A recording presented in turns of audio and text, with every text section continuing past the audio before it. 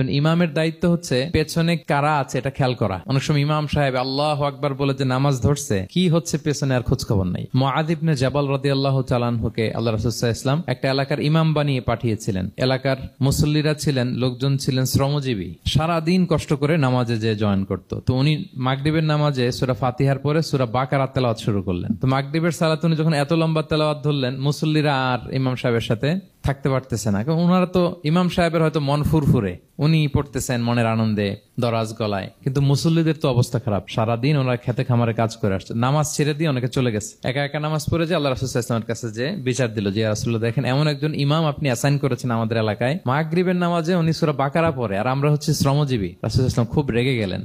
মুআয ইবনে জাবালকে ডেকে বললেন, তুমি কি সমাজে ফিতনা ছড়াচ্ছ? তুমি জানো না এরা কারা? তোমার কি সূরা ওয়াদ-দুহা ওয়াল-লাইলি ইযা সাজা মুখস্থ নাই? তোমার কি ওয়াশ-শামসি ওয়া-দুহাহা এটা মুখস্থ নাই? তোমার কি সাব্বিহিসমা রাব্বিকাল আ'লা এই সূরাগুলো তোমার জানা নাই? উনি বললেন জানা আছে। তো এগুলো রেখে দিয়ে মাগরিবের নামাজে কেন সূরা বাকারা ধরলা?